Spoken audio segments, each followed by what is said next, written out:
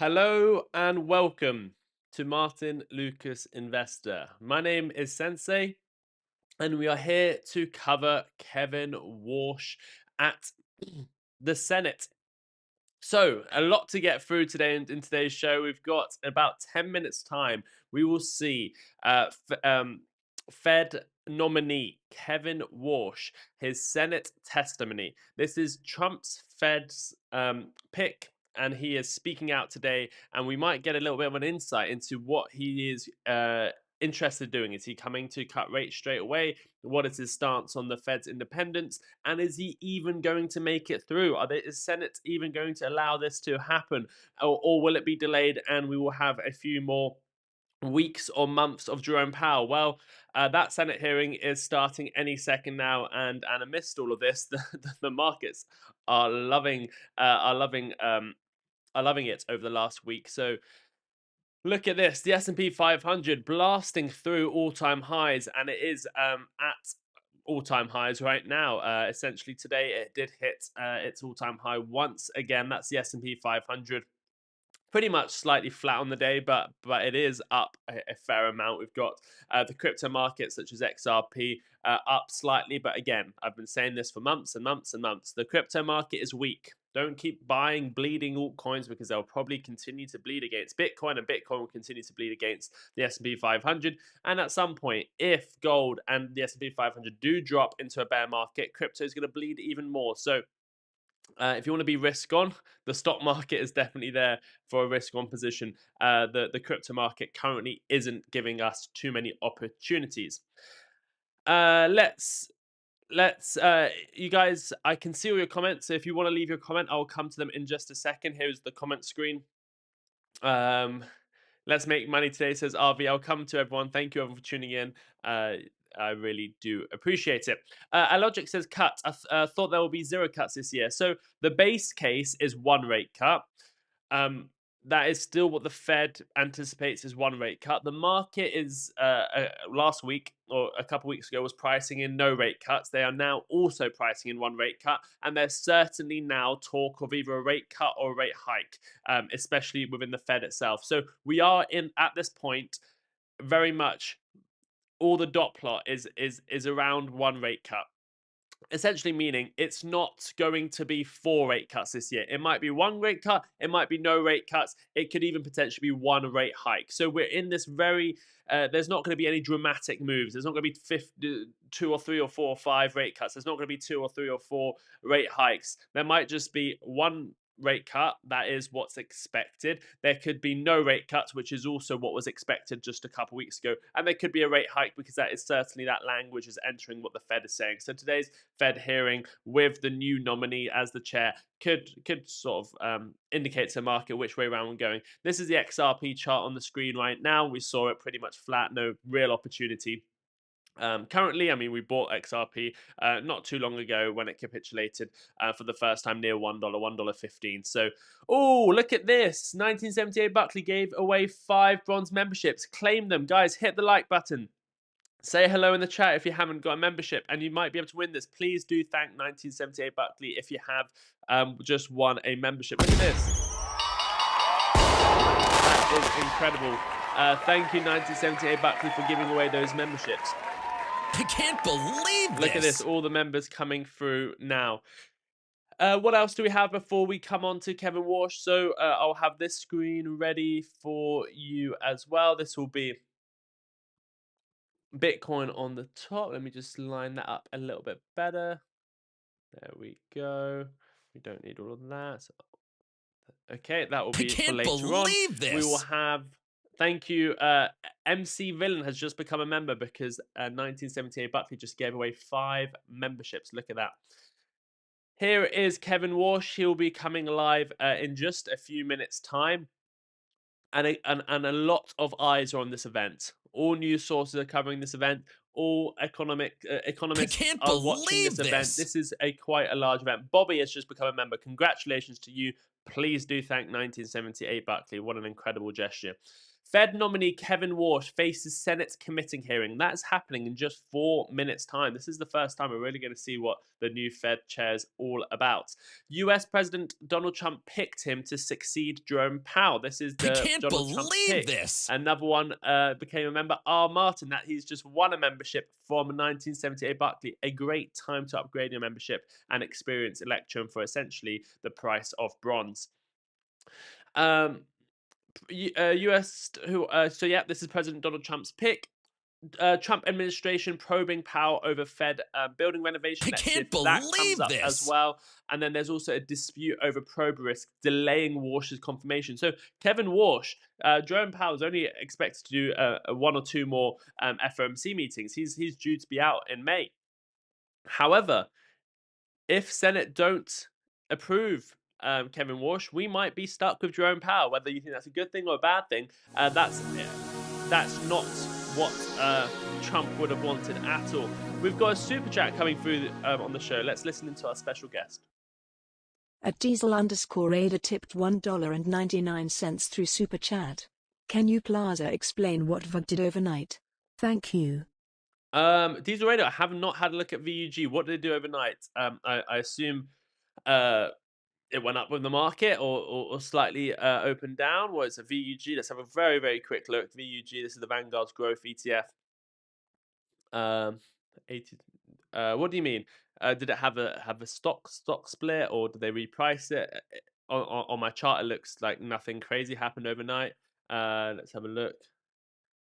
Is there a split or something? I assume you might be confused by a split. That means split, doesn't it? Let me just have a look.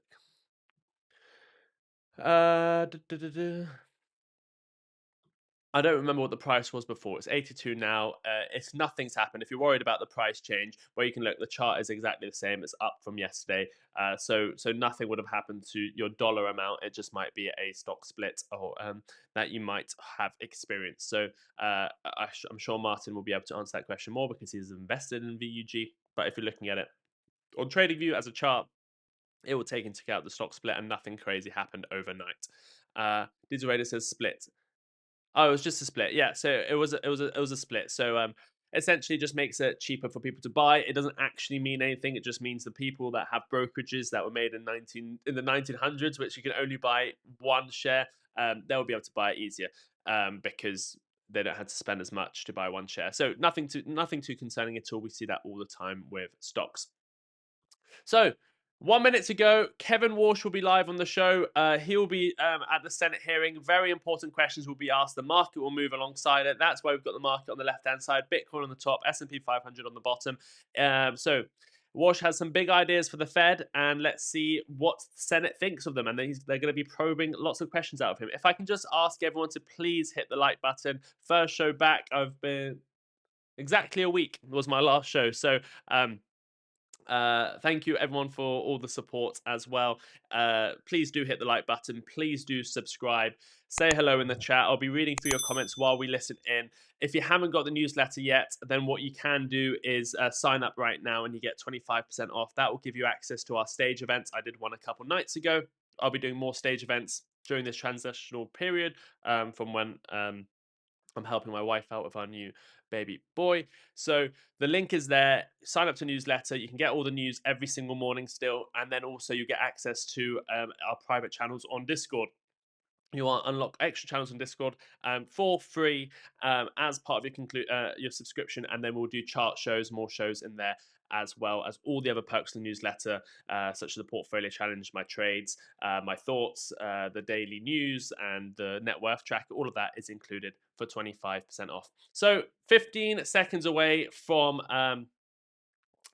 Kevin Warsh at his hearing. We're going to get a lot of information here today. So let me line this up nicely like that. We will have the stocks on the left. We've got the S&P 500 on the bottom, and we've got Bitcoin on the top. That will help represent most of the market. What I'm also going to do is remove this timer now. But any second now, the hearing will start. A lot of important information will be said here, especially there's going to be an opening statement from Kevin Warsh. Let's see, that's like Jerome Powell giving his opening statement straight away. But more importantly, we're actually going to get Q&A from all the Senate members, and that's the juicy part where we get a lot unfolded, a lot of his inner thoughts, what he's going to do for the Fed, what his plans are, rate cuts, rate hikes, what he thinks of the current situation. After all, he is going to be the chair of the Fed, and that does give him a very senior position there, with a little bit of influence, but not as much influence as maybe some people would like. So let me see. This should start. Yeah, I've got multiple streams watching this. He will start any moment now. So yeah, Warsh has some big. Let's have a look at this. Yeah, that will start shortly. Warsh, big ideas for the Fed. I don't think we need policy continuity. Yeah, I'm just looking at all of his thoughts there. We will hear that opening statement. Essentially, that opening statement was leaked yesterday. His opening statement was leaked, and we did cover it in this morning's newsletter. If you go to our newsletter just sent out this morning, if I go to sensei.news, if I refresh sensei.news, you can go there and get the morning news. You can see we covered. Oh, I can't we believe covered this. the story over here. At Nick Jones Warsh 106 has faces become a Senate member. with independence pledge Congratulations, today. Sensei. Good to have you back. Oh, thank you, Nick Jones. Appreciate it. Thank you for being a member for 11 months. We're waiting for Kevin Warsh to take the stage any second now, but one of our stories in today's newsletter was all about Warsh facing the Senate. And alongside that, if I can bring this over so we can keep an eye on it while we give some more information while we're waiting for that to start. We'll go over here. Yeah. We'll keep that there just in case it starts. So Kevin Warsh, Trump's pick to replace Jerome Powell at the Federal Reserve, testifies before Senate Banking Committee today at 10 a.m. Eastern Time. That is right now. His leaked opening statement, so his opening statement was leaked, and we are going to hear his opening statement in just a second, commits to monetary policy independence in unambiguous terms.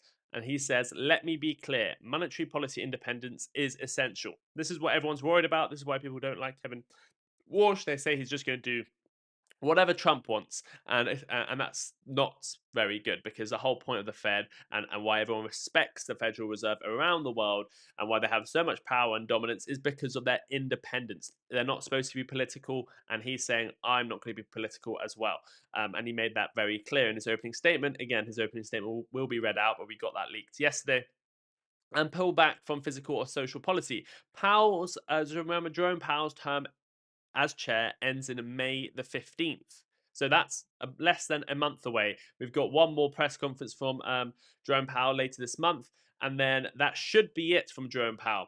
But Warsh, whose age is 56, was the youngest ever Fed governor when he took the role in 2006 and resigned in 2011 over his opposition to QE. So he had opposition over quantitative easing, and he actually resigned over that. Which some people in the markets will say we love QE. More money in the market will mean stocks will go up. But unfortunately, he didn't like that statement, and maybe that's for the best, not for the markets, but maybe for the best for the economy. Remember, the economy isn't the stock market, and he resigned over that.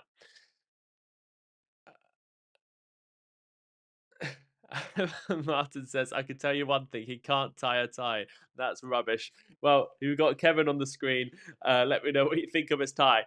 The Fed's balance sheet, which Warsh wants to shrink, stands at 6.71 trillion. So he wants to shrink that balance sheet, and essentially that means selling stock and bonds.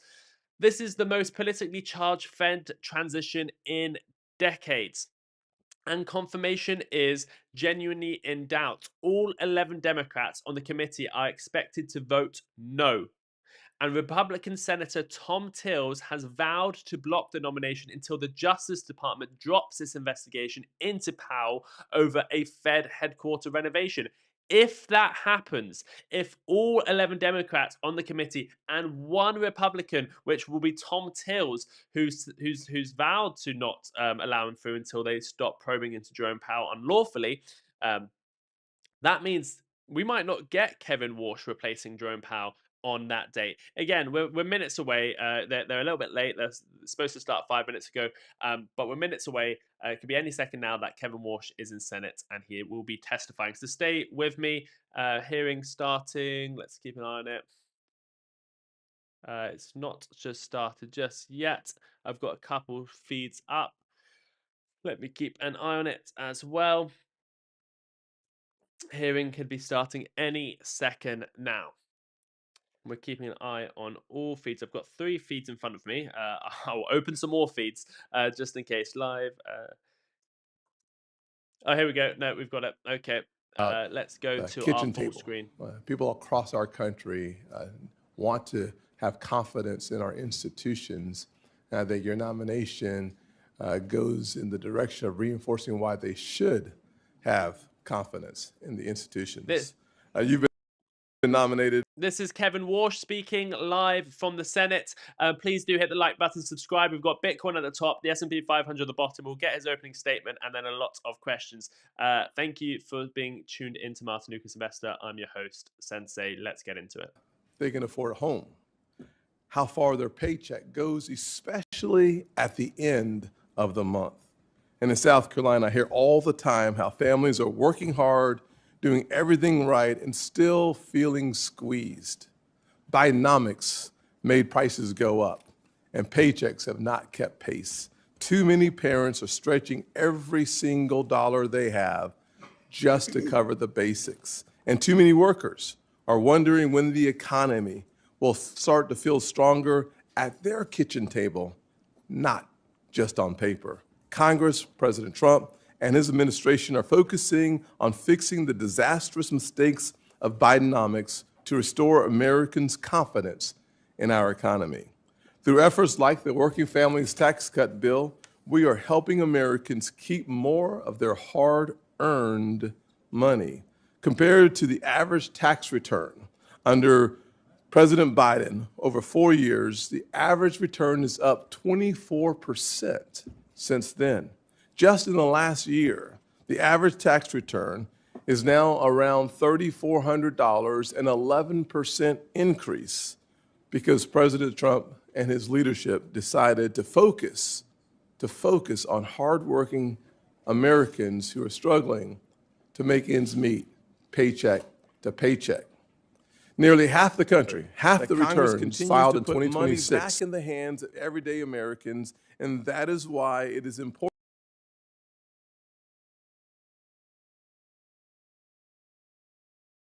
Claimed either deduction for tipped income, overtime earnings, senior citizens, or auto loan interest for major parts of the Working Families Tax Cut bill. Every single person on this dais to the right, cost of living and their income.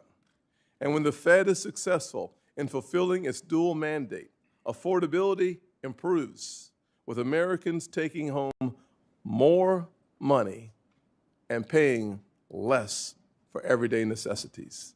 Unfortunately, okay, I've got the stream directly from the source. Let me know if you can hear it well now. I apologize for that, but we've got the stream sorted. Let me know if you can hear it well now in the chat. Say yes or no. Focus and whether it has engaged in issues far outside its jurisdiction. Under the Biden administration, the Federal Reserve appeared to move with the political winds, raising real concerns about politics and weaponizing one of the most powerful weapons we have for good economically, the entire Federal Reserve System. For example, under the Biden administration, the Fed pushed climate-focused initiatives only to reverse that climate agenda as soon as President Trump took office. When actions appear to shift with changing political priorities, it can undermine confidence in the independence of this great institution. An independent Federal Reserve is essential to achieving its mission. Markets depend on it. Families depend on it, and that independence must be protected. The American people expect the Federal Reserve to stay focused on the economy, not politics. Today's hearing is an opportunity to refocus the Federal Reserve on its dual mandate to increase economic stability and affordability for everyday Americans. Kevin Warsh is battle-tested and brings the necessary experience from his time as a Federal Reserve governor during the Great Recession. During his first term as governor, He helped our economy through the crisis and restored faith in the economy. He has seen the economy in its darkest days and understands how economic decisions affect job growth, our economy, and the opportunities that we have come to love as Americans. We want every citizen in this country to have a chance to live their version of the American dream. And that means having our private sector economy running as strong as possible, which means your focus has to be on everyday Americans and not politicians, not the political wins, but on everyday Americans who desperately want to restore their confidence in our institutions.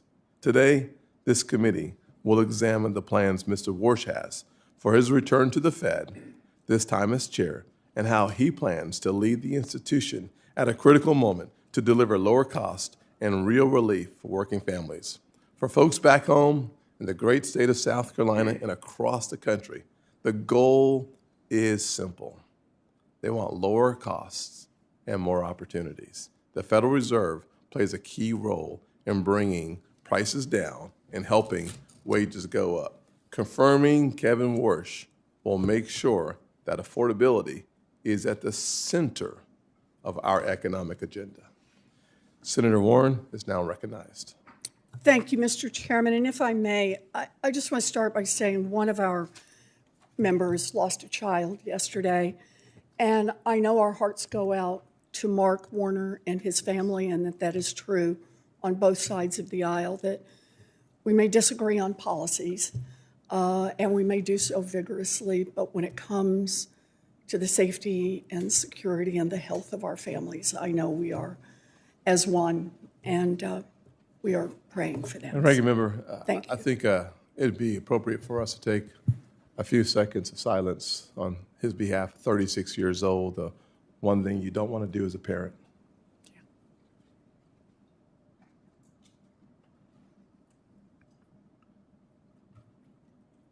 Thank you. Thank you. Thank you, Mr. Chairman, and appreciate all you do. Okay. So we should not be having this hearing today. And here's the context. First, over the past year, President Trump has racked up one economic failure after another, and Americans know that. Consumer There we go. Elizabeth Warren is on it. level on record ever. Inflation is rising, and families are paying more for groceries, more for healthcare, more for utilities, more for housing, all thanks to Trump's chaotic tariffs and one big beautiful bill. And now his war with Iran is putting American troops in harm's way and further driving up the cost of nearly everything here at home. Second, in your testimony, you said it's perfectly fine for elected officials to state their views on interest rates. But that is not what Donald Trump is doing. The president has repeatedly and illegally attempted to take over the Fed. His bogus attacks on Governor Lisa Cook and Chair Powell were designed to threaten all the members of the Fed to do Trump's bidding and open more spots for Trump flunkies. Why try to end the independence of the Fed? Because Trump's economic failures are causing him political problems, and he wants the Fed to use monetary policies to artificially juice the economy in the short term, and this is his last chance to do that before the November elections. Having a sock puppet in charge of the Fed would also give the president access to the Fed's powerful authorities to enrich himself, his family, and his Wall Street buddies. It could mean granting special accounts to his family's crypto company or bailouts to his friends on Wall Street if they get into trouble. In other words, a Fed under Donald Trump's control creates more opportunities for Trump's corruption. Third, the nominee before us today, Kevin Warsh, is uniquely ill-suited for the job as Fed chair. In our meeting last week, we discussed the 2008 financial crash, where 8 million people lost their jobs, 10 million people lost their homes, and millions more lost their life savings. Giant banks, however, got hundreds of billions of dollars in bailouts. Mr. Warsh was a Fed governor from 2006 to 2011. That's before, during, and after the crash. And he said to me that he has no regrets about anything he did. So let's take a deeper dive into Mr. Warsh's record. In the years leading up to the 2008 financial crisis, he was an enthusiastic cheerleader for credit default swaps and complex securitizations. He dismissed repeated and increasingly urgent concerns from housing advocates across the country regarding subprime mortgages. He refused to use the Fed's authorities to address the risks that were building in the financial system.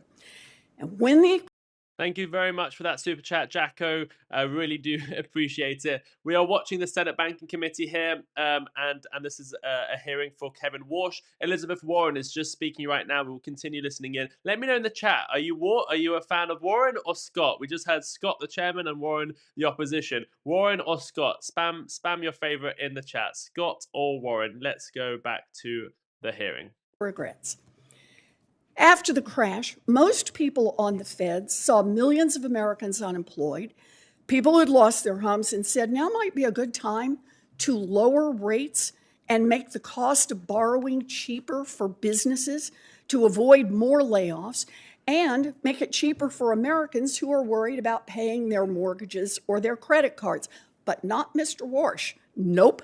He wanted to keep interest rates high. And he sang the same song for more than a decade, even as the economy struggled. When the job of Fed chair became available during Trump's first term as president, Warsh held on to his high interest rate inflation hawk views, and Trump passed him by. Regretful, he soon reversed course and called for the Fed to pause interest rate hikes. Then, once Trump left office, Mr. Warsh flipped again and was even criticizing the Fed for cutting rates in the fall of 2024. But as soon as Donald Trump became president a second time, Warsh reversed himself once more and began shouting from the rooftops about how the Fed should cut interest rates. Evidently, he learned his lesson. This time around, he sucked up to Donald Trump to snag his dream job. Mr. Chairman, last week, every single Democratic member of this committee asked that you postpone this hearing and instead conduct oversight on the president's role in directing bogus criminal probes into Chair Powell and Governor Cook. The Senate should not be aiding and abetting Donald Trump's illegal takeover of the Fed by installing his chosen sock puppet as chair. It's an invitation for corruption and for economic catastrophe. We have the power to stop it, and we should be using that power. Thank you, Mr. Chairman.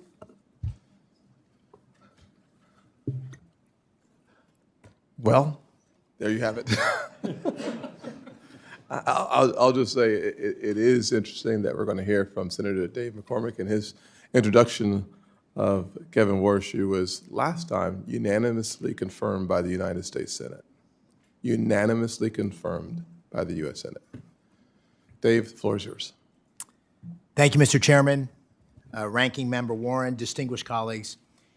It's really a great honor to introduce my friend Kevin Warsh and welcome him and Jane here today. Kevin has been a friend for many years. Winston Churchill observed that for great leaders there comes, and I quote, a special moment where they are figuratively tapped on the shoulder and offered the chance to do a very special thing. What a tragedy, he warned, if that moment finds them unprepared for that which would have been their finest hour. Colleagues, I'm here today to assure you, as someone who knows Kevin and who knows this institution, that Kevin Warsh could not be more prepared for this, his finest hour. There's no one more fitting No one more qualified to face this consequential moment as the 17th chair of the Federal Reserve. Now, I'm not going to belabor Kevin's academic and professional record. They speak for themselves. Instead, I'd like to tell you about a man who Dina and I worked with decades ago and who has been someone I've called a friend for almost 30 years. President George W. Bush famously appointed Kevin to the Federal Reserve in 2006 when Kevin was just 35. He was the youngest appointed board member in history. But President Bush saw in Kevin what I believe you will see in him with your questions today. Wisdom that belied his age, now deepened by experience. A moral clarity, a moral... Is anyone else finding this really strange? All the speeches for and against? I mean, they're both probably just lying. What's going on here? Decades immersed in unforgiving global financial markets. And a deep, deep, honest understanding of how the decisions made in the marble hallways of Washington affect the lives of hardworking Americans. Now, I, unlike many on this committee, have seen these virtues on display across decades of friendship. I first met Kevin in the late 1990s when he and my younger brother were junior associates on Wall Street. And a decade later, we served together in the crucible of the global financial crisis. I as the Undersecretary of Treasury for International Affairs and Kevin on the Fed board. For nearly 2 years, we worked hand in hand to contain the damage and navigate the country through the crisis. And I know that then Chairman Ben Bernanke relied heavily on Kevin during those turbulent times, and I did too. And I've continued to seek his counsel regularly in the years since.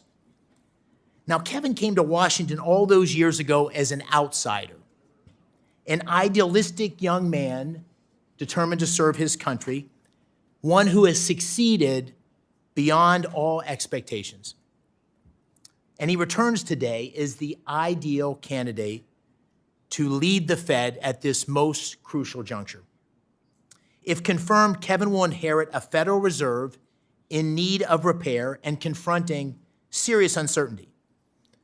An overextended balance sheet, a poor record on inflation, and a weak understanding of the profound opportunities offered in today's economy.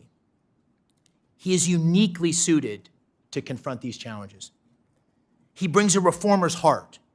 He will shake up a stagnant institution at a time when change is sorely needed. He possesses a deep understanding of markets and is trusted by leaders across the financial industry. But he equally understands. If you have just tuned in, Kevin Warsh is about to speak. This is the opening statements, then Kevin Warsh will speak, and then there'll be a Q&A. It is going to get a bit more juicy. Right now, it's just people giving their opinions.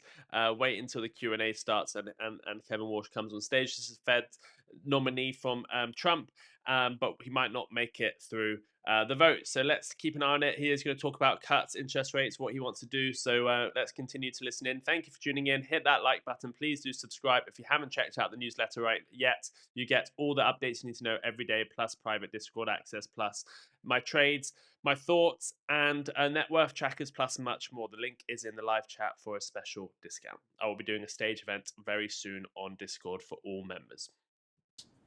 The preservation of the American dream. Now, colleagues, Kevin Warsh has lived the American dream. I know in my heart he will always fight to keep that dream alive for all Americans. He is the right man for this pivotal moment, and I urge you not to get caught up in the politics of the moment and support his speedy confirmation.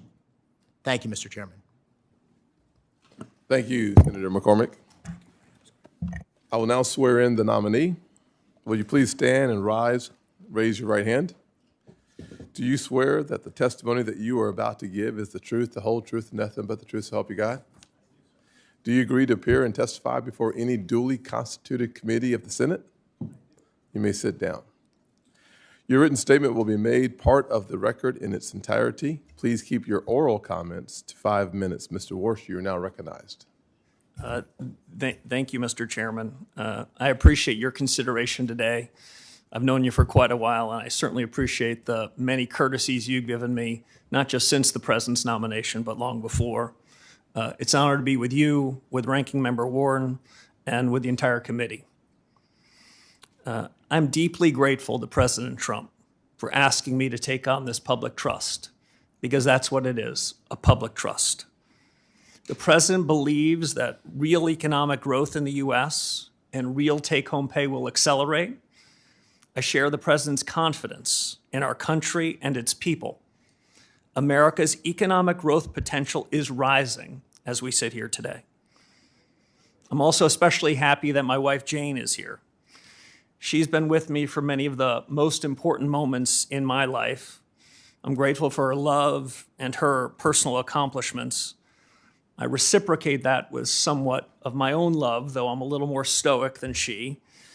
And about every 20 years, I reintroduce her to this committee. She sat behind me 20 years ago, and it was almost 20 years ago to the day. And so let me offer today what I said then. Jane, happy anniversary. I'm also thinking of my late mom and dad. They were paying great attention to this hearing 20 years ago. They're no longer with us, but I was always proud of them and the values they taught me, and I hope they'd be proud of me today. We start today with a note of broad agreement, even though we might have heard different narratives at the outset of this hearing. This is a time of great consequence for the nation's economy.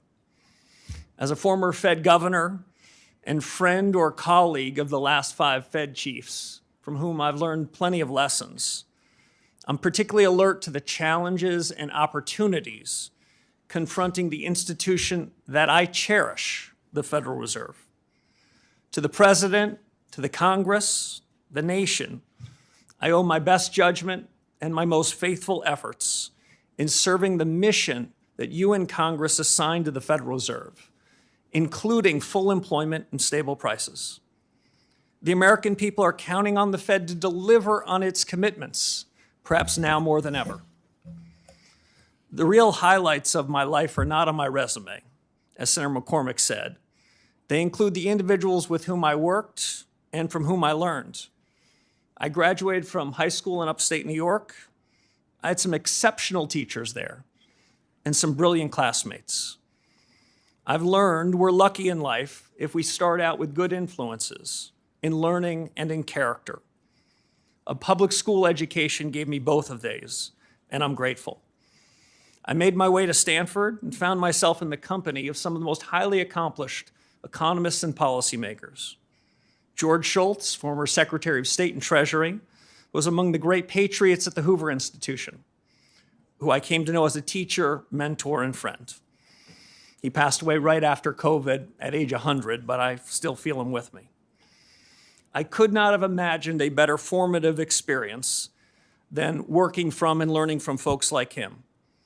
I could tell you about all the things I learned, but maybe the most important was to be around people completely devoted to the ideas and ideals of our country. Silicon Valley in the early 90s, another fitting backdrop for all the things we confront today. I found myself in the right place at the right time. The U.S. was at the vanguard of a new era of technological leadership, and I just looked out my door to see it. Now, in the last 15 years, I've gained deep experience in macro and in markets, working with Stan Druckenmiller. He never held a position in government, but is no less a patriot.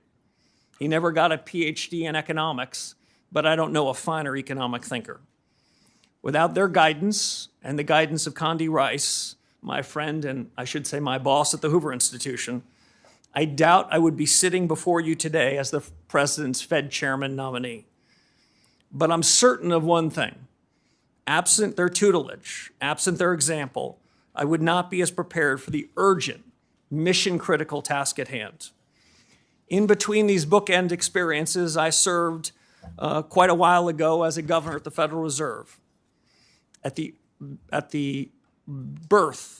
onset of the financial crisis, As Senator Warren said, our central bank played an indispensable role, and we benefited enormously from the credibility. This is Kevin Warsh, the Honourable Kevin Warsh, that's written down there, that Trump's Fed nominee. He is due to come in to be the Fed chair in the coming weeks, but we need to get all the votes through. So let's see what happens. If you are tuning in, it is going to get more interesting with the Q&A. This is his opening statement, and then we can see a bit more about his policy. The market will move on this. Let me know in the chat. I'm going to ask you another question. Will he be let through, or is it going to be delayed? Say yes if you think he's going to be let through with no problems, or no, he's not going to be let through and there's going to be problems. So yes or no. Yes if he's just going to pass all the votes, and no, all Democrats are going to, or some Democrats are going to vote for him, or no if you think that a Republican will vote against and not let him through. Let me know yes or no in the chat. Stay with me. Hit the like button, leave your questions in the live chat,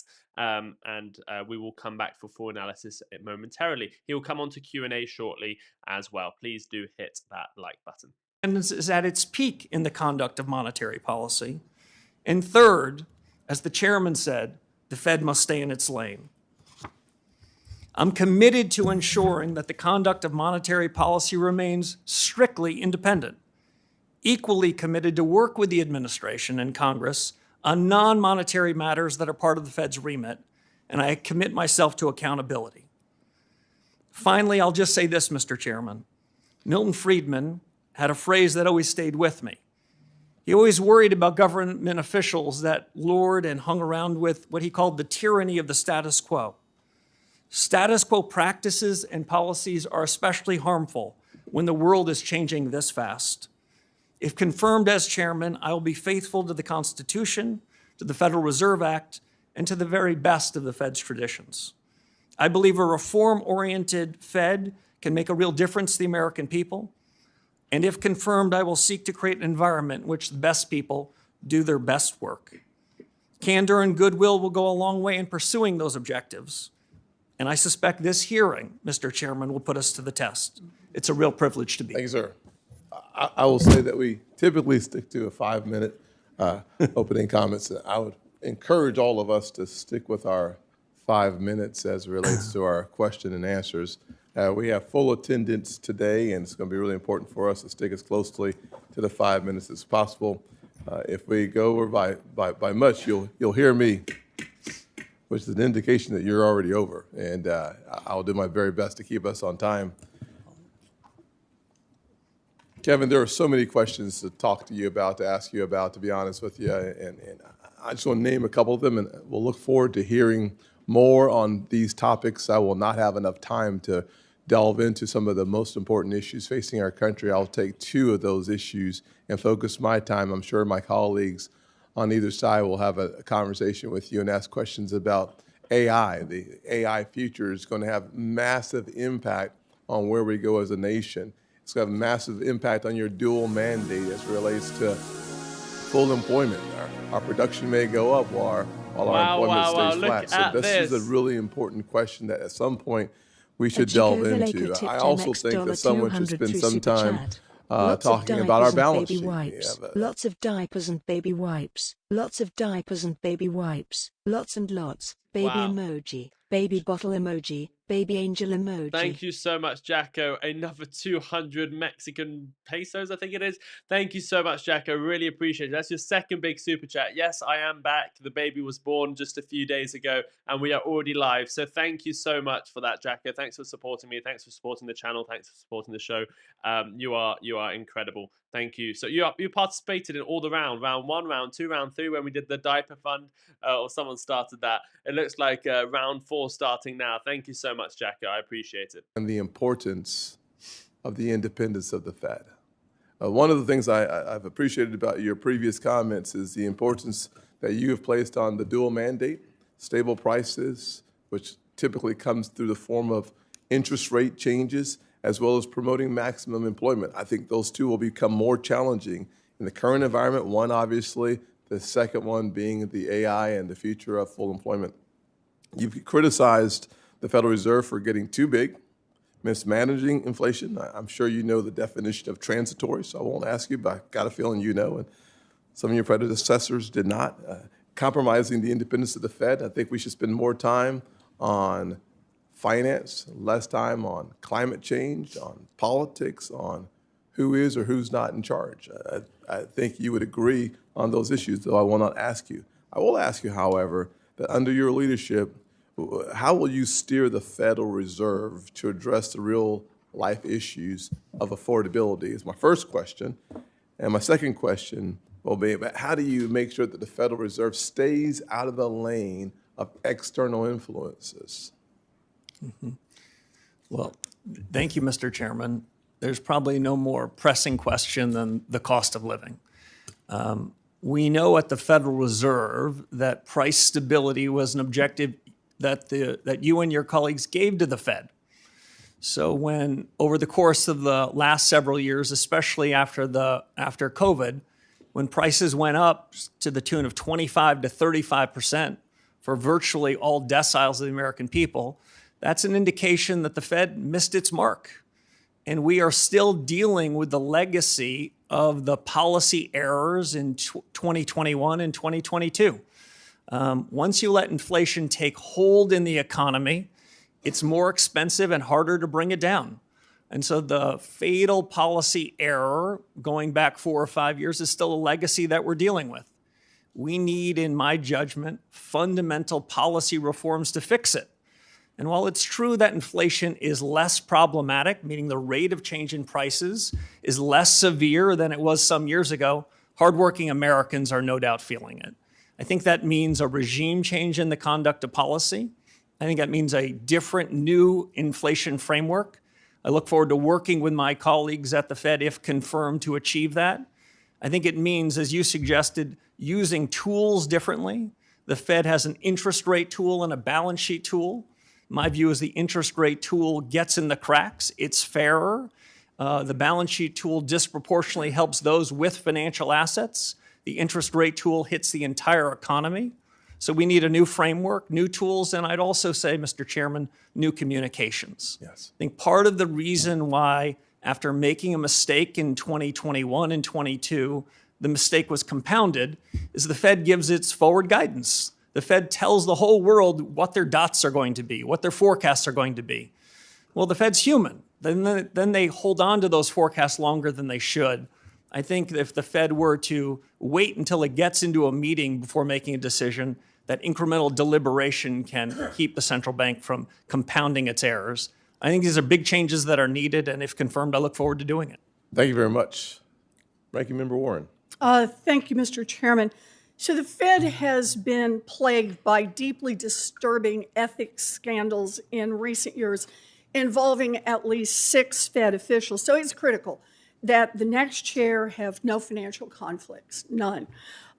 You have more than $100 million in investments that you have refused to disclose to ethics officials and the public. $100 million. So let me ask, do the Juggernaut Fund or the THSDFS LLC invest in any companies affiliated with President Trump or his family, companies that have facilitated money laundering, Chinese-controlled companies, or financing vehicles established by Wow, I don't normally like Warren, but she's on smoke today. Thank you. So let me first share a point of agreement with you. The Fed has 2 tools. One is its monetary policy, and the second is its credibility. And the scandals that you talked about, the ethics Mr. problems Warsh, you I talked appreciate about, that, but I have went to very the core of the limited credibility that has hurt the Could you Fed. answer my question, please? I asked. You have $100 million in undisclosed assets. And what I'm asking is, are any of those with this outfit that invests in companies affiliated with President Trump or his family, companies that have facilitated money laundering, Chinese-controlled companies, or financing vehicles set up by Jeffrey Epstein? It's a yes or no question. Senator, I have worked tirelessly with the ethics officials at the Office of Government Yes, Ethics. and you have not come to an ethics revealed agreement $100 with million them and have in agreed, assets. Senator, to sell all of That's my financial not my assets, question. Mr. including Warsh, are the you Duquesne refusing assets. to tell us if you have investments, for example, in vehicles set up to advance Jeffrey Epstein? Is that what you're telling us? You just won't tell us? Senator, what I'm telling you is that those assets that you represent as Juggernaut will be sold if I'm confirmed before I take office and sign the oath of office. Let me follow up on that. Will you at least disclose how you plan to disclose and divest these secret assets? I'm sure you understand that the public might question your motives if, for example, billionaire Stanley Druckenmiller, who you honored in your opening statement, and who makes a living guessing what the Fed will do next, cuts you a massive check for $100 million as you take the oath of office to become the new Federal Reserve Chair. Senator, as you know, it sounds like your fight might not be with me, but the Office of Government Ethics.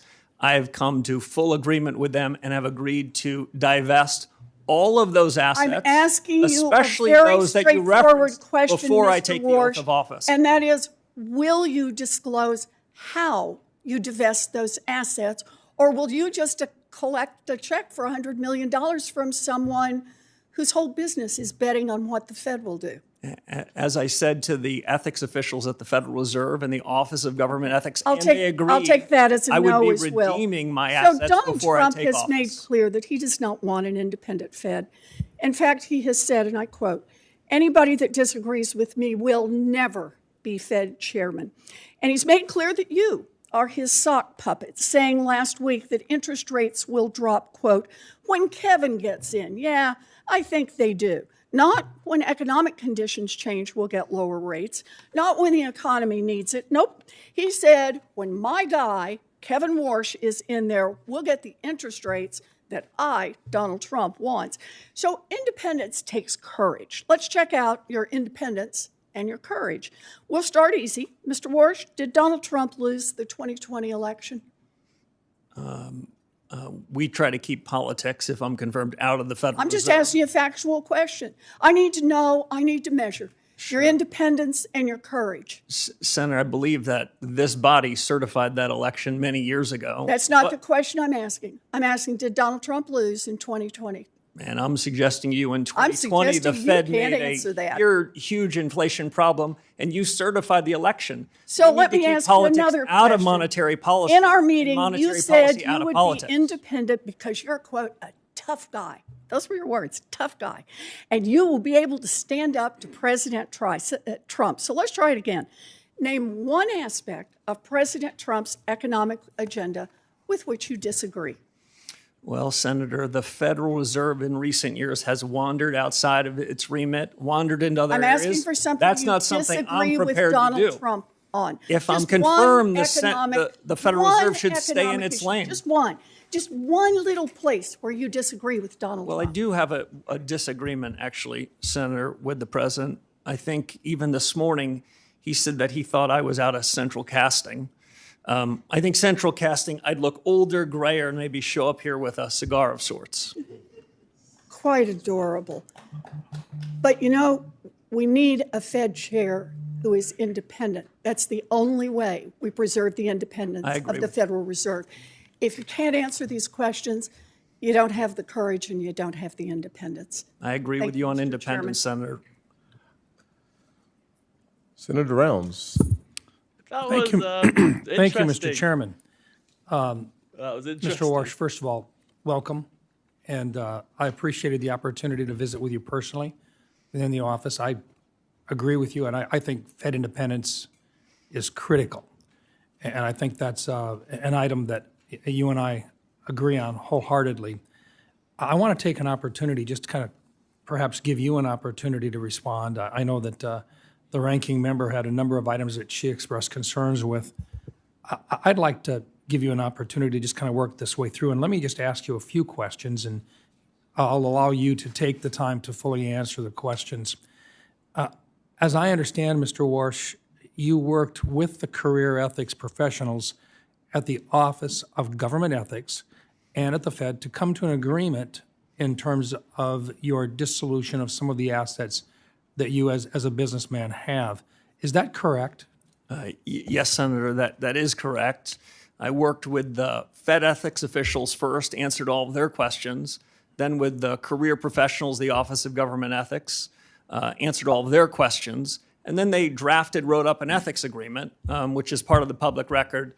But because I agree with Senator Warren on the ethical questions that have been raised over the last several years by several people that were members of the FOMC, so that there's no question about my independence, no question about the clarity of my financial record, I agreed to divest virtually all of my financial assets, the large majority of which will be divested before I raise my right hand and am sworn into office if confirmed by this body.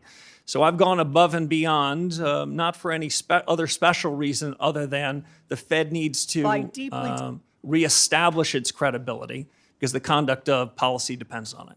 So let me just, for the record, the agreement which you have signed clearly states that you have agreed to divest your assets that are in question within 90 days of confirmation if you have not already divested them. That is correct. Yes, Senator, and in fact, the large majority of those assets will be divested before I am sworn into office if confirmed.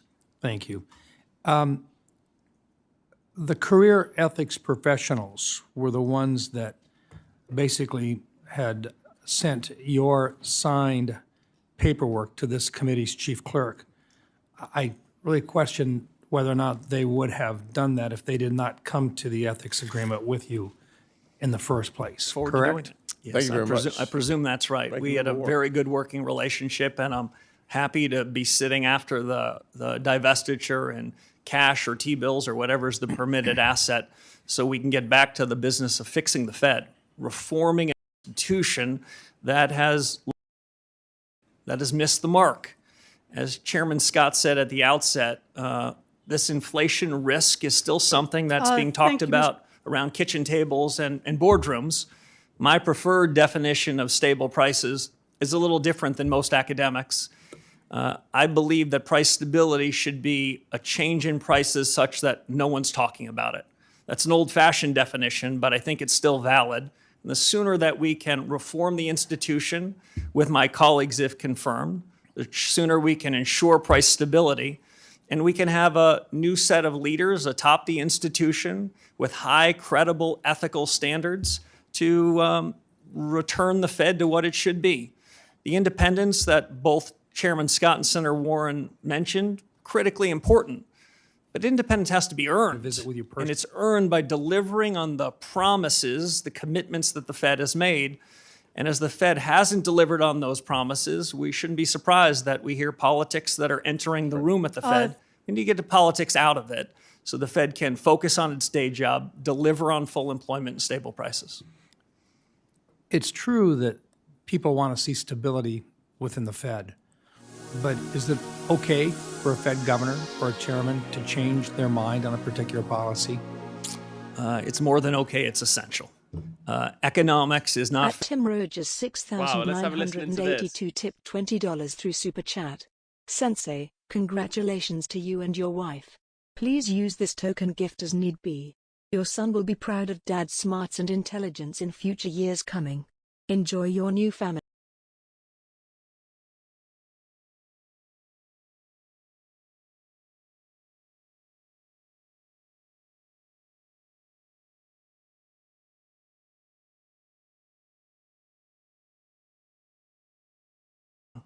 Thank you. Thank you, Mr. Chairman. Yes, sir. Senator Reid. Mr. Chairman, before we start the next question, I ask that we have entered into the record the U.S. Office of Government Ethics certification, which requires that all nominees disclose all of their assets and showing Mr. Chairman, Mr. Warsh is out of compliance and that he has not met the ethics requirements. Without objection, I will note, however, that what has been clearly articulated is that he will, according to his agreement with OGE, do what many others have done as well within 90 days, be not only in compliance, but to have divested himself from any assets that are in question.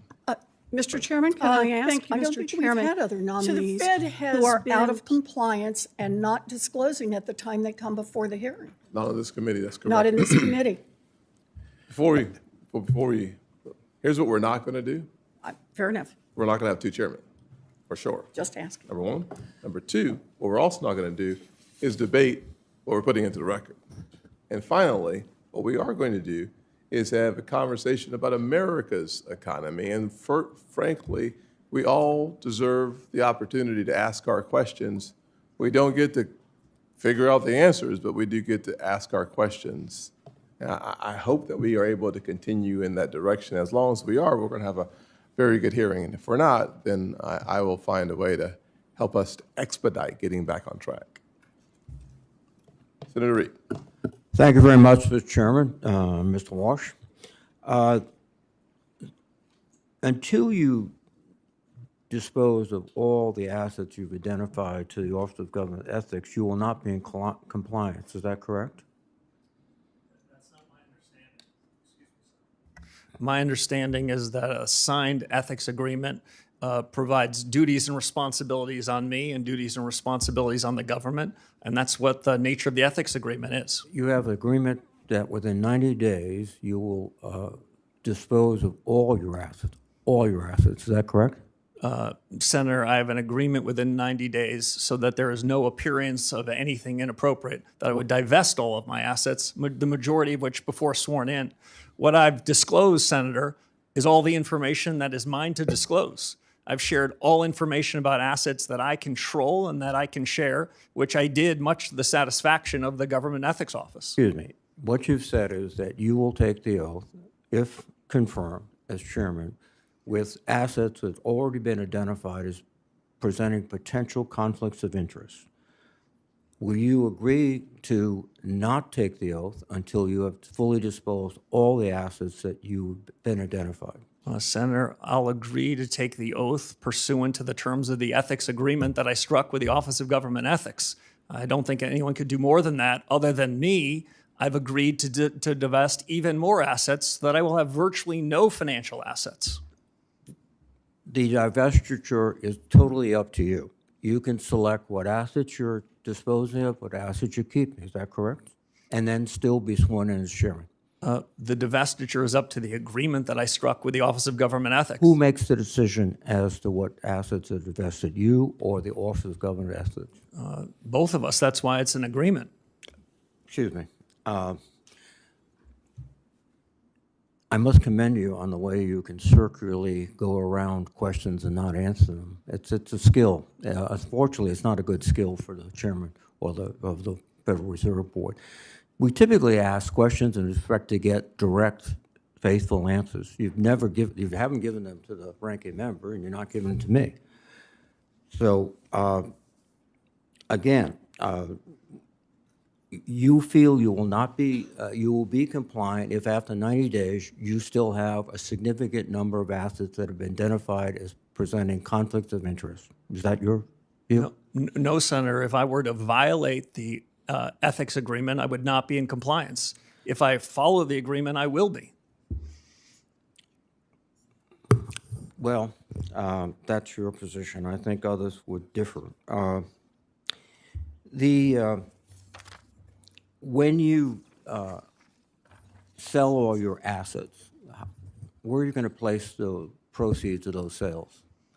I believe that Chairman Powell has placed them in sort of funds which are very difficult to individually influence. Do you propose to do that? Yeah, I propose to put them in permissible assets that are as close to cash or treasury bills as I possibly can. I haven't selected anything, but it will be as plain vanilla as possible so that there would be no appearance or reality of having any influence. We'll be sitting in something like cash. Okay. Now, the question of independence is just one that I think will dominate these proceedings.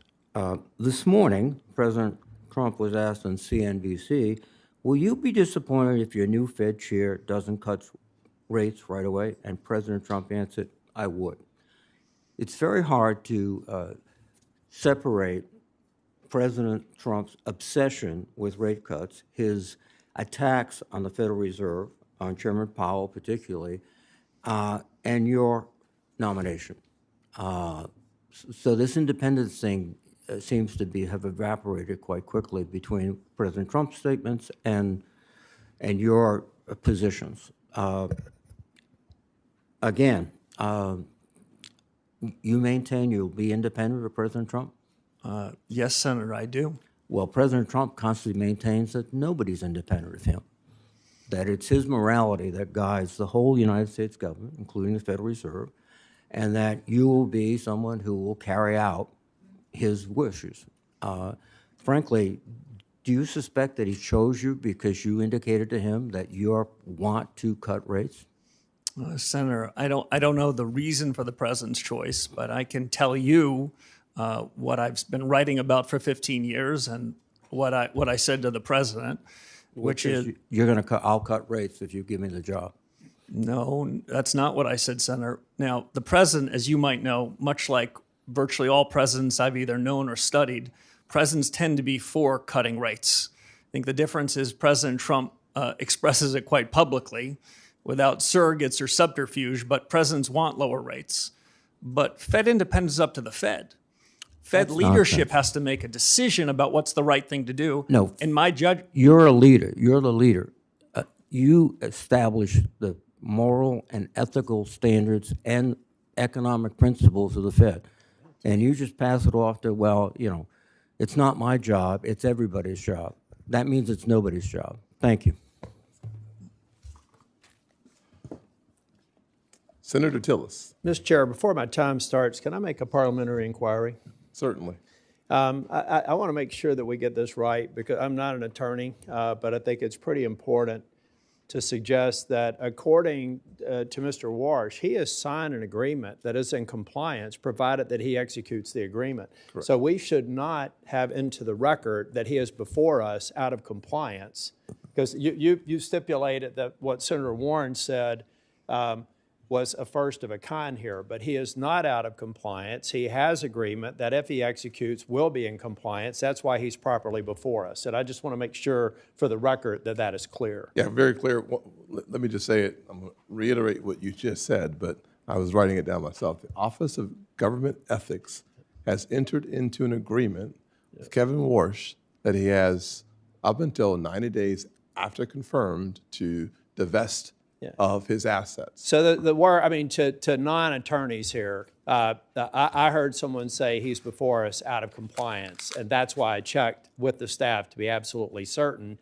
He is properly before us. He will be in compliance if he executes agreement that addresses the concerns that have been presented by some of my colleagues on the other side of the aisle. I just want to confirm for the record that that is in fact accurate. So if we're doing a matter here of, is this parliamentary inquiry? Is that what this is? I've made a parliamentary inquiry, so I'm not burning my time on something that I thought felt like a cheap shot to say he's out of compliance when in fact he's not. Then I'd like to ask the other question, and that is, have we seen this agreement? Do we have any way to verify that, in fact, these sales will occur if we have no idea what's in them and no one has told? And let's remember the law for a minute. The Fed, unlike other parts of government, do not have a 90-day you can be out of compliance. Fed law is explicit that you cannot own any portion of a financial interest in a bank. Mr. President, Mr. Chairman, excuse me for interrupting. Senator, now I'm going to let the attorneys take over. Are we going to all get extra time here? No. I'd like extra 3 minutes. All right. Okay. So, Mr. Chair, I just, for the record, and the only reason I say that was a parliamentary inquiry, so it doesn't count. Yeah.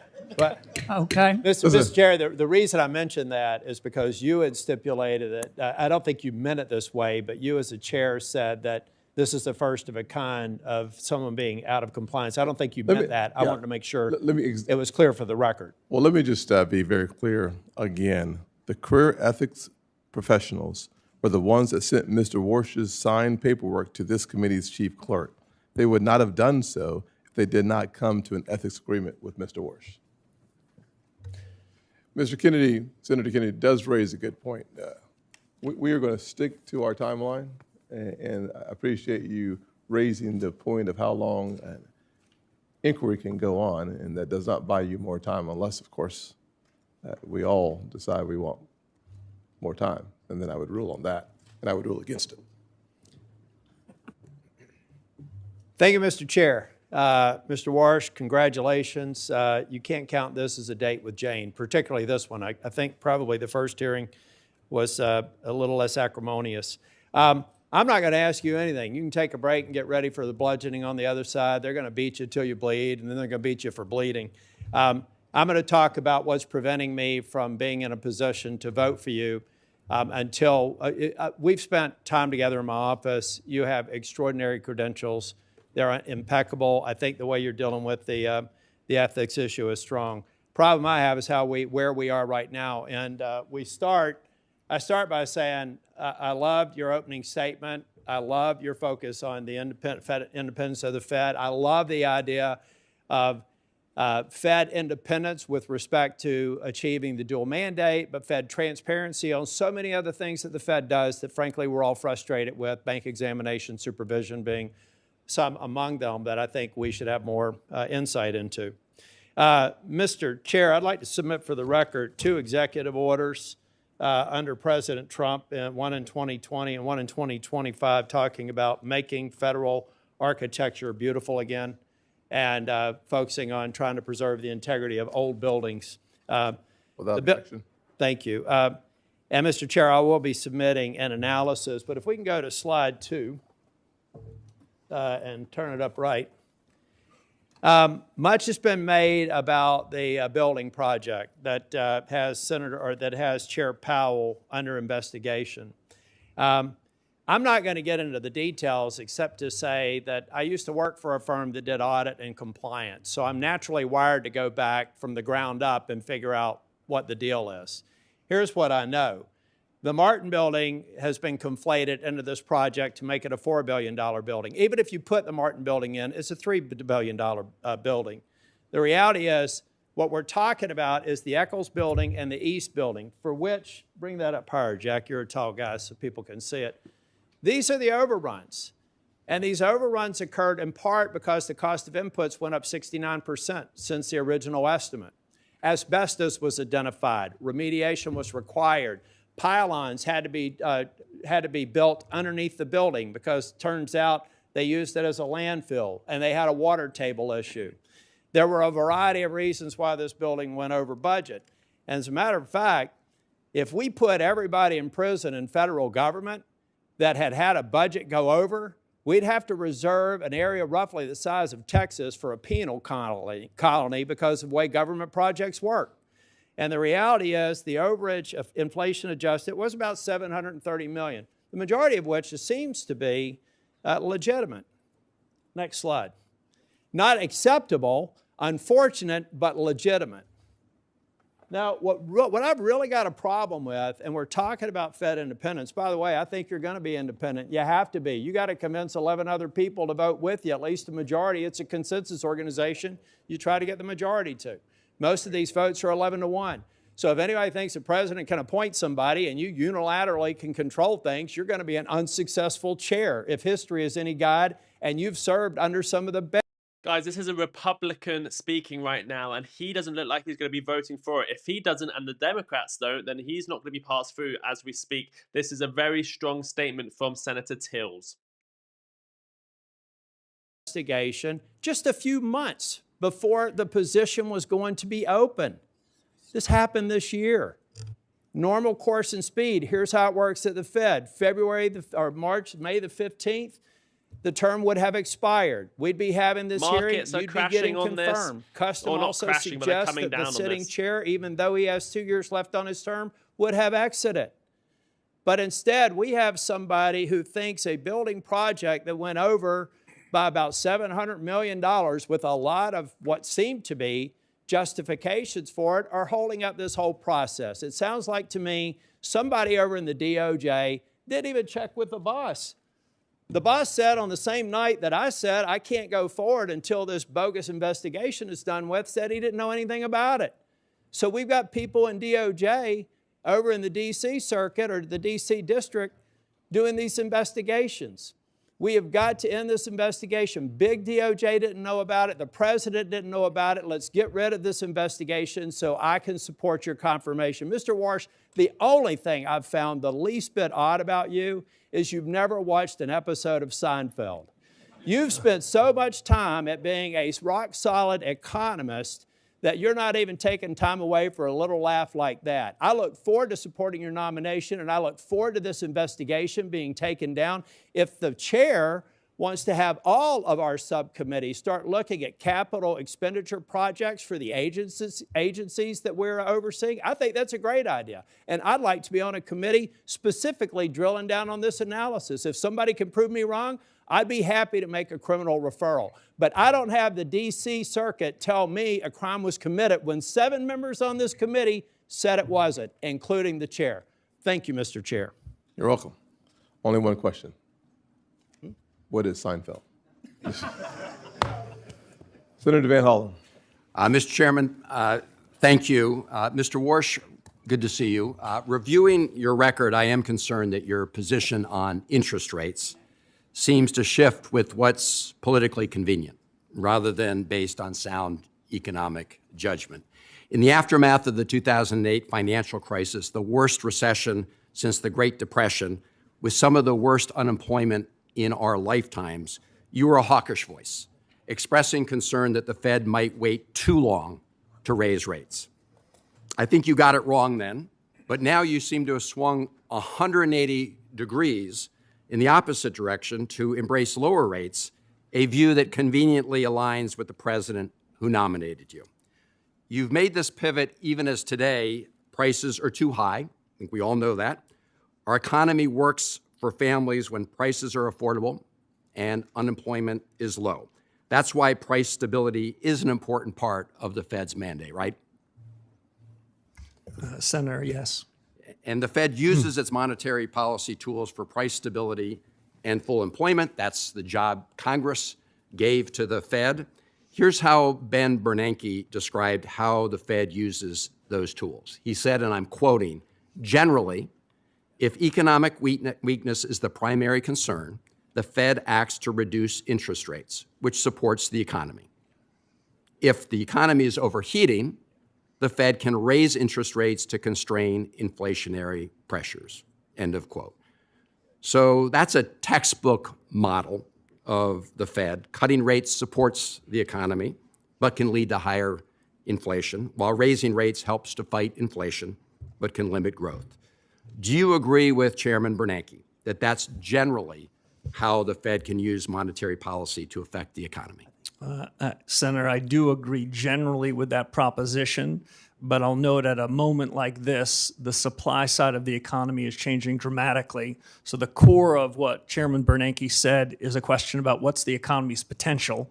As I said in my opening remarks, I think the economy's potential is growing quite quickly, and that makes the decision that you tee up to be a difficult one, and one that the Fed's going to have to dig deep in evaluating what's the right policy choice in the upcoming meetings. Well, I want to push you a little bit on that in a moment, but right now the Fed has set its main interest rate at 3.5 to 3.7%. Last December, President Trump told the Wall Street Journal he wanted to cut rates to 1% and maybe lower than that by the end of this year. So just to better understand how you think about economics, in the economic model Bernanke laid out, let's say there's an economy with decent growth and no recession. If the central bank were to cut rates from 3.5 to 1% or lower, a massive cut, that would typically push prices up, right? Senator, unlike many of my colleagues past and present, I don't believe in forward guidance. I don't believe that I should be previewing for you what a future decision might be. I think it's essential that the Fed make decisions in the room. Mr. Warsh, I'm not asking you what decision you would make. Obviously, that's going to be up to you. I'm asking you for the framework in which you think about these things. And it seems a pretty straightforward question about what would happen if we reduced interest rates by the end of this year to 1% or less. And under the Bernanke model, and I think almost every economist or most economists would say that that will drive up prices. And so that's what I'm asking you. Would you agree that that would likely drive up prices? So, Senator, the Fed has two important monetary policy tools. One is interest rates, and the other is a balance sheet that we created in the 2008 financial crisis. Those tools should be working in concert, not at cross purposes. So it's hard for me to isolate one variable when we'd have to have a discussion on the other. All right. Sorry. Well, let me just say this was a pretty clear question about the framework in which these decisions are made. I have heard you talk about how AI may change that calculation. Yes. I will just say, and I think you know this, I mean, I have this, the Financial Times pointed out the economists reject Kevin Warsh's claim that the AI boom will enable rate cuts. And I find it just implausible to suggest that by the end of this year, AI would produce such increases in productivity that it could reduce in a rate cut to below 1%, and you can't tell me that that would very likely increase prices. So, Senator, can I say two things? First, Senator. Sorry. Quickly. Sorry. Monetary Policy Center works with long and variable lags. Quite famously, if the Fed were to make a decision today about the conduct of policy, it's likely to find its way to the real economy 6, 9, or 12 months later. So it's difficult to judge policy today for an immediate result. And that would be my only concern about the framing of your question. Thank you, Mr. Chairman. In closing, this is what concerns me, is that your views now have sort of flipped to conform with where the President of the United States is. And that's been a concern many of us have. Thank you, Mr. Chairman. Senator Kennedy? I want extra time, Mr. Chairman. I know, Consider these 5 minutes a parliamentary inquiry. Professor, what's a sock puppet? I heard the reference from Senator Warren earlier. What is it? I'm not sure I know. Okay. I think it's that thing you stick your hand in. Yeah, kind of like this? Yes. What's a human sock puppet? Isn't a human sock puppet somebody who'll do what somebody else tells them to do? I think that's what the senator was trying to suggest. I think that was the innuendo. Are you going to be the president's human sock puppet? Senator, absolutely not. Are you going to be anybody's human sock puppet?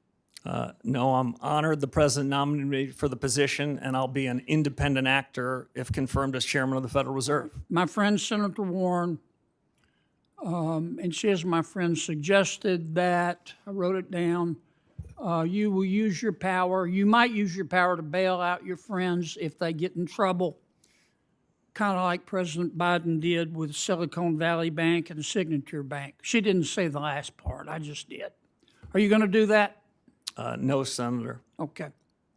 The ethics folks, they've cleared you, but they've said you've got to sell some assets. Is that right? Yes, sir. Okay. And these assets that you have, you can't just hold a yard sale, can you? No, not for most of them, sir. Okay, so it takes a reasonable period of time, right? Yes, sir. And you've promised to sell them, right? I did. And if you don't sell them, we'll know, and the ethics folks will know, right? Yes, I'd be in violation of the ethics agreement if I refuse to sell them. But you're going to sell them, right? Yes, Senator, I will. Okay. Can we agree that politicians have the right to offer you advice about what to do with interest rates? Senator, we can agree, and it's not something that I would shy away from. I've heard many senators from this very committee in years past express strong views on interest rates. Okay. Humble central bankers should be listening and then making their own decisions. But some politicians matter more than others. And generally speaking, presidents matter, their opinion matters more than, say, a senator. President Trump has offered his opinion about what you ought to do with interest rates. Is that right? Senator, he has not made his opinion on that a secret to anybody. Yeah. And every president has, that you're aware of. Yes, and they all tend to be in the same direction, Senator Kennedy. Okay. Now, the problem is, can we agree that your credibility as Fed chairman is the most important thing you have? It's the most important thing to me, it's the most important thing to the institution, and it's the most important thing to the successful conduct of policy. Okay, that's a yes, right? Yes, Senator. Okay. The problem is that President Trump has said he's not going to appoint anybody who wouldn't agree to lower interest rates. Have you agreed with the president that you're going to lower interest rates? Senator, I'm glad you framed it that way. The president never asked me to predetermine, commit, fix, decide on any interest rate decision in any of our discussions, nor would I ever agree to do so. So the president has never sat you down, looked you in the eye, and said, here's the deal, Scooter, I'm going to appoint you, but you got to agree to lower interest rates. That didn't happen, or did happen? The president never once asked me to commit to any particular interest rate decision, period, and nor would I ever agree to do so if he had, but he never did. I was honored he nominated me. Like everyone else in the committee in the world, I've heard his view on interest rates. It sounded very similar to me to every other president in economic history that I've studied. Okay. I've got one more question because I'm about to run out of my parliamentary inquiry time. I've heard your argument the last few months about artificial intelligence has made us so productive, labor so productive that companies don't have to raise prices. Therefore, inflation isn't a problem. Therefore, rates can be cut. Do you really believe that right now? No, that is not how I would characterize the story on AI. Okay, but you've said what I just said, haven't you? I have said that this is the most disruptive moment in modern economic history in the U.S. and the world. I've said that artificial intelligence, AI, short for American let me stop you ingenuity, because the chair's going to cut me off. Oops, sorry. Here's my worry, that a lot of this stuff about artificial intelligence making us more productive is a bunch of hype by people who want to sell stock in an IPO. Okay, I'd be careful there. Oh, God. Thank you, Mr. Chairman. We've got a boomer. I'll It doesn't get to my understand 5 AI. minutes in a little bit. You come back about midnight, sir. We'll go ahead and start it all over again. Brand new day, sir. Brand new day. Thank you for your patience. Senator Thank you. Cortez Masto. Thank you. Mr. Warsh, thank you for taking the time with me. I appreciate meeting with you. Congratulations on this nomination, and welcome to all your family, friends who are here. Let me talk to you about a couple of things. It's really around economic theory, and we have talked a little bit about this when we were meeting. Inflation has been above the Fed's target for 5 years. Would you agree with that? Yes, Senator. Yeah, yes. and core PCE inflation has been running at about 3%, a full point above that Fed target, correct? Yes. And so some Federal Reserve officials have said that this excess is due to tariffs. Do you agree with that? Senator, I don't. If I can make 2 points. Please. Much as we discussed in your office, I think the data that's being used to judge inflation is quite imperfect data. And among the projects that the economics profession, and if I'm confirmed as chairman of the Fed needs to do, is to try to use our new understanding and new data sources to see what's really the inflation rate in the economy. We used to use core PCE, core measures, so we'd exclude food and energy because it was sort of a rough swag as to what was going on. We don't have to do a rough swag anymore. What I'm most interested in is what's the underlying inflation rate, not what's the one-time change in prices because of a change in geopolitics or a change in beef, but what's the underlying generalized change in prices in the economy. And my broad sense is that these inflation risks and the inflation damage the last several years is improving somewhat. It has improved somewhat in the last year. The measures I prefer are looking at things that are called trimmed averages, where we take out all of the tail risks, all of the one-off items, and we ask ourselves, whether the generalized change in prices is having second-order effects on the economy. Again, they're not where they should be, but I think that the trend is quite favorable. And these trend averages and the data that you're looking at now, it's not traditionally the norm that economists would use in this position. Is that correct? Some in economics profession are increasingly looking to these median-type measures, but among the projects I would hope to undertake as one of the first reforms at the Fed is a data project where we would go off and we would evaluate with the public sector and the private sector, including the Bureau of Labor Statistics, a survey of 1 billion prices. And what I'm really most interested, Senator, is what's the change of that 500 millionth and one price? Because that's inflation. That's a change in the generalized level. In a market economy, prices change all the time, and I don't want to be confused by that. I want to know what inflation really is, and I still think there's some work to do. And I respect, listen, I'm listening to you today and talking with you. I respect you truly believe as an economist and a theorist in this theory, in what you are talking to us today about, which is traditionally not the norm. And many are disagreeing with you on that and publicly disagreeing. And so I understand that. But I guess the position I have is I hope you're right. But at the end of the day, my concern is people are suffering right now with high costs, and we need to address it. And I don't know how long it's going to take for your economic theory to gain traction or to be proven that it's going to benefit so many people in this country right now. And here's one other thing, because I don't have that much time, and this is what is also a concern of mine, so I want you to address it. Earlier, you've been on the Federal Reserve Board, and you were there during the financial crisis of 2008. You and I talked about this. I was the Attorney General then. It hit Nevada so hard. Here's what I do know, and at that time, in 2006, you attended numerous meetings where housing experts pleaded with you to stop predatory mortgages. In fact, Gail Burks, who was the CEO of Nevada's Fair Housing at that time, who I worked with, repeatedly warned Fed leadership, including you, about predatory lending practices such as flipping loans or misinforming seniors about. Guys, this is the new Fed Chair Senate hearing. If you can please hit the like button.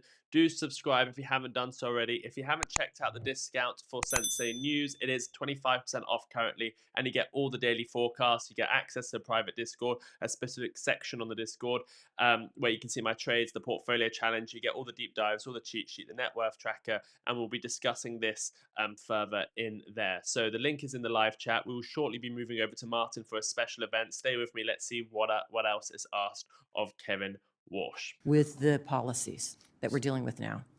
Senator, let me address a few things. The chairman is going to cut me off when he must, but I would say this. For many years before the global financial crisis, I warned about the very real risks of Fannie Mae and Freddie Mac blowing up, which they did. I think that part of the housing market was vulnerable for many years, and not enough was done about it, even in spite of my protestations and my urging about GSE reform. It wasn't done. I think that compounded the financial crisis. Secondly, I think subprime mortgages then, subprime assets then, were indicative of prices of almost every financial asset that were mispriced.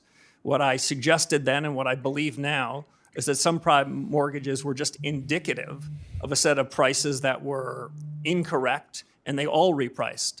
Just to give one fine example before I turn to the chairman. Perhaps no examples right now. Okay, sorry. Let's go to Senator Thank you. Haggerty. I want to give you the opportunity to finish that exchange.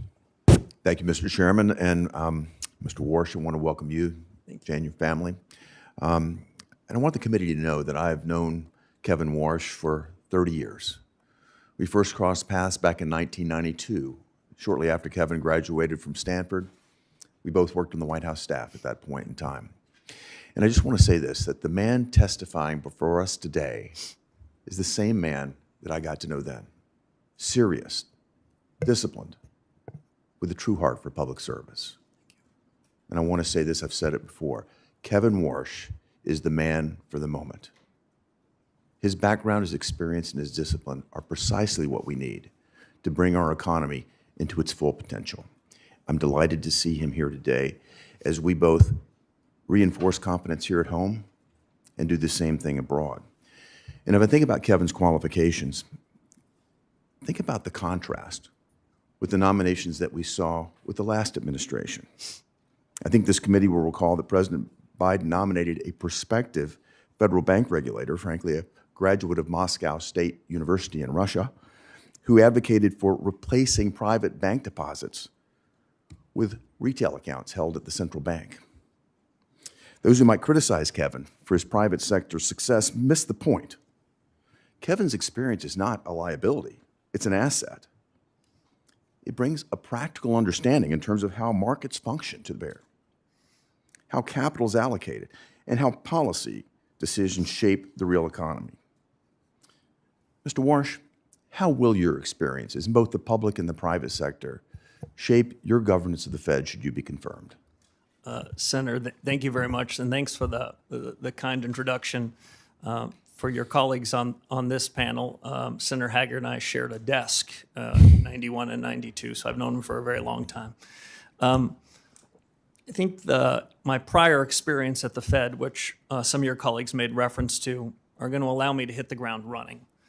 This is as consequential a moment for the U.S. economy and, frankly, for the institution as any point since the late 1970s. And so my experience at the Fed, my understanding of the people, the culture, the governance, and of the things that are ripe for reform are going to give me a leg up. We don't have a long time to do new studies and contemplate what reform should be. We have a short window to try to bring inflation back down to where it should be to ensure price stability. And because AI, that Senator... We will be ending this shortly, but stay with us. We've got a very important show just in a few minutes' time. This is your last chance to grab that 25% off discount, and then I can onboard you straight away. So as soon as you sign up to the newsletter, you can be onboarded to the special part of the Discord channel as well. So if you do that now, you'll be onboarded straight away. The link is in the live chat. We'll be going over to Martyn's special edition show about an exposed show as well in the next couple minutes. Background suggestion and history would suggest, but if I can make one other point, what the Fed needs is a reform to its frameworks and reforms to its communications. I've seen what the Fed's done well, and often I'll give them one cheer or two, but now more than ever, the Federal Reserve needs 3 cheers, and that's what I hope to deliver. Well, let's stay on this point, particularly, and you've mentioned this in your commentary, the point of the Fed's mission creep over the years. If you think about what the Fed has done, they've strayed into what I would call politically contentious areas. They've gone well beyond their core mandate. And we've seen this across the Federal Reserve System. And what the Fed has done is eroded its credibility as what it should be, which is an apolitical and independent central bank.